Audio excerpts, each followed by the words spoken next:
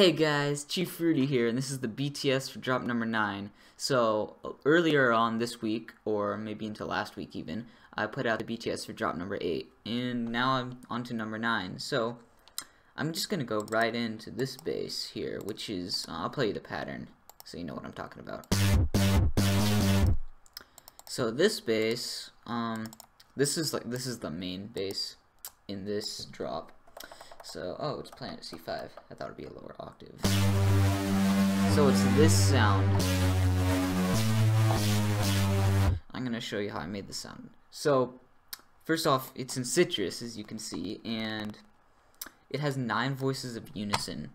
Normally, with the bass, I would not put on that much unison, but without the unison, it still sounds cool. But for this this drop, I wanted to put in that unison to kind of give it that wobbling feel.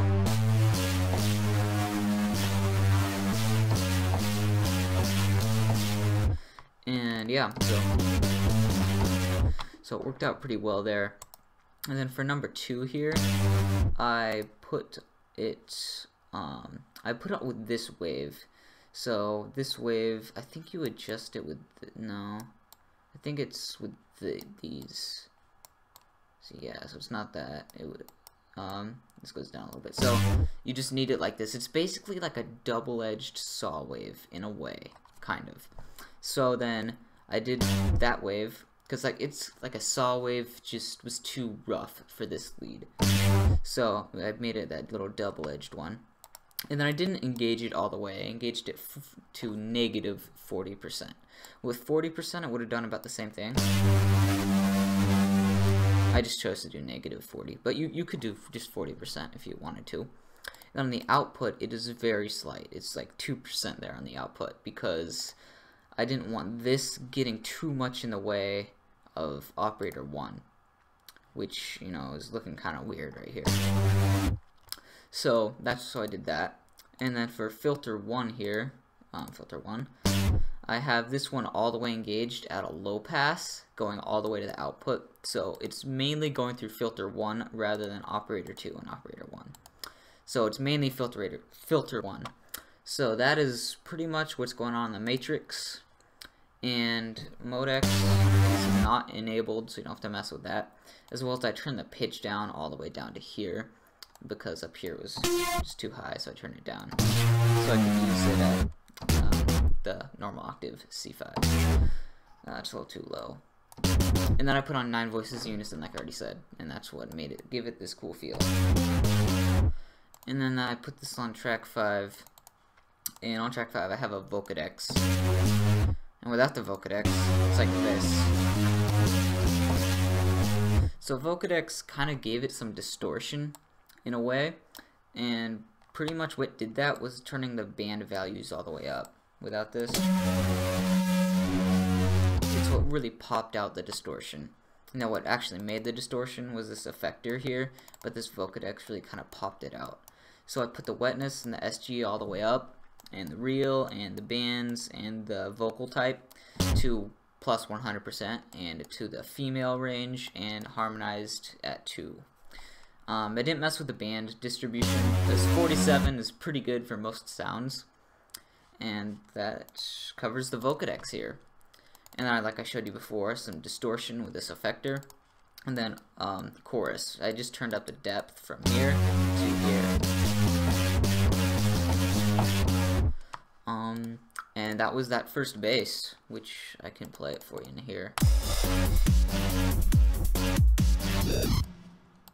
And then I have the second bass, which is a FM synth here. I'm gonna need to go down the octaves for this one.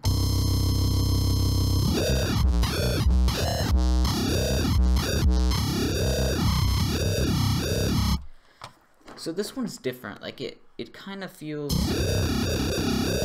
distressed a little bit. And that's why I use this one. I thought it would be cool in contrast. So this one is made a lot like any other FM synth, with these triangle waves and then the pitch ratio. Except the pitch ratio is different. It goes 2, 2, 2, 2, 2, and 2, all the way up to 3 with the staying with the triangle wave, to 4 when it has the 64 on this rectangle wave. So that is a big difference with this rectangle wave 2 with 64, and then there's a rectangle wave again with another 64, and operator 6 is not engaged because it didn't really need to be. Like with it engaged, it adds that weird little bit to the end, so I got rid of operator 6.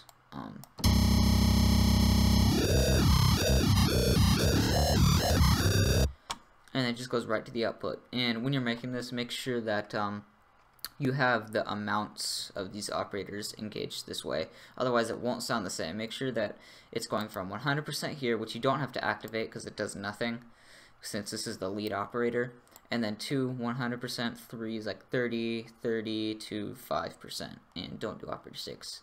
So make sure that they're decreasing in value, otherwise it won't sound the same. And that was all that I did in this Citrus, and then this was on track 9, and I just put it into a Vocodex to kind of make it fill it up a little more, because without the Vocodex it's like this, and it's just really empty. So I put the Vocodex to kind of distribute a filler kind of bass tone equally over the whole sound.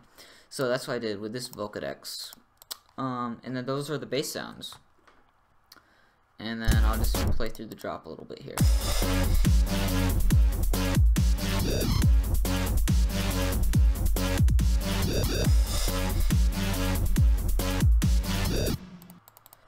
And then the pattern here is this, if you wanted to copy the pattern.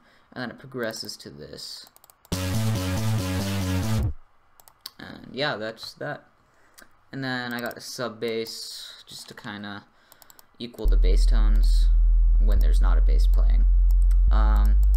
So I have just a low pitched sine wave, that's all it is. And then for the drums here, just really simple basic drums. Just got a kick, a snare, and a hi-hat. And these I just turned them up and added reverb to them. That's all I did. And that's how I got them to sound that way.